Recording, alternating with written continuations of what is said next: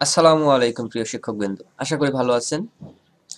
আজকের ভিডিওটি সাজিয়েছি কিভাবে জানবেন সিমটি এনআইডি দ্বারা নিবন্ধিত কিনা।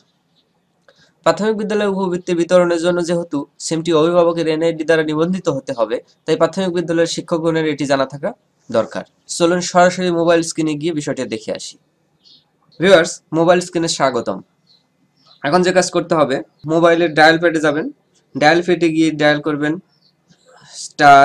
*16001# এবং ডায়াল করবেন।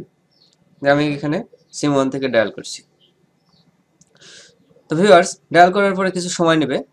কিছুক্ষণের মধ্যে দেখবেন এরকম একটি পপ আপ চলে আসবে। সেখানে আপনি আপনার এনআইডি নম্বরের লাস্ট 4 ডিজিট টাইপ করবেন। দেখুন, আমি আমার এনআইডি নম্বরের লাস্ট 4 ডিজিট টাইপ করছি। তো টাইপ করার পরে ডানে ক্লিক করবেন। ডানে ক্লিক করার পরে দেখুন এরকম একটা মেসেজ শো করবে, your request is in processes, you will shortly receive a SMS. তো ভিউয়ার্স, দেখুন এসএমএসটি আসছে।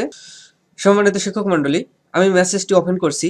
মেসেজে দেখুন আমার এই এনআইডি নম্বর দিয়ে যতগুলো সিম নিবন্ধন করা আছে সকল সিমেরই লাস্ট 3 ডিজিট এখানে শো করছে। তো এভাবেই আপনি সহজেই এনআইডি নম্বর দিয়ে সিমটি নিবন্ধিত কিনা তা বের করতে পারবেন।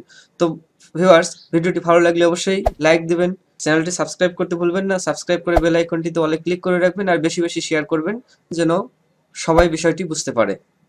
এতক্ষণ সঙ্গে থাকার জন্য ধন্যবাদ।